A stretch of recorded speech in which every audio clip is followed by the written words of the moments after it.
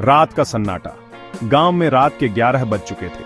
चारों ओर सन्नाटा पसरा हुआ था। ठंडी हवा चल रही थी। पेड़ों की सूखी पत्तियां सरसरा रही थी। एक अजीब सी घबराहट हवा में घुली हुई थी।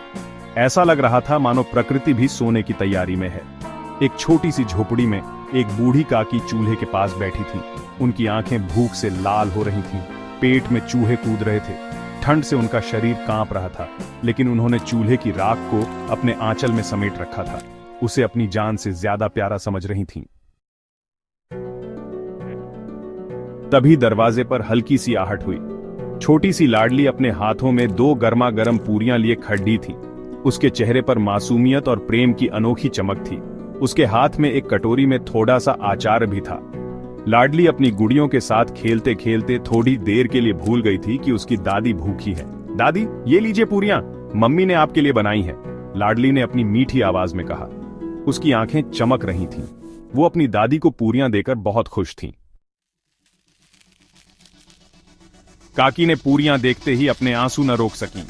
उनकी भूख की ज्वाला और तेज हो गई थी। उनका गला रुंध गया। उन्होंने कांपते हाथों से पूरियां लीं। पूरी की खुशबू उनके नथुनों को छू गई। उनके पेट ने जैसे गुर्राहट भरी। खा लो दादी, जल्दी से खा लो, लाडली ने अपनी दादी का हाथ थामते हुए कहा। उसे समझ नहीं आ रहा था कि उसकी दादी पूरियां क्यों नहीं खा रही हैं। पछतावे की आग। अचानक झोपड़ी का दरवाजा खुला और रूपा अंदर आई। उसके हाथों में थाली थी।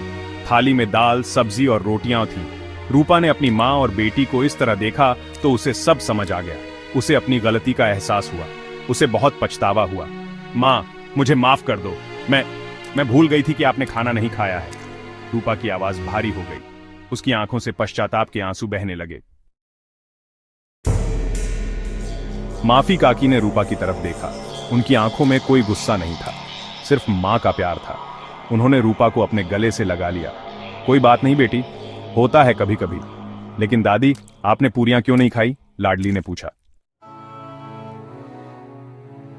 करुणा की किरण खाऊंगी मेरी बच्ची, तुम्हारे हाथ की बनाई पूरी तो मैं जरूर खाऊंगी, कहकर काकी ने लाडली को प्यार से चूमा। उस रात उस छोटी सी झोपड़ी में जैसे करुणा की किरण फैल गई। भूख और प्यार के बीच इंसानियत की जीत हुई।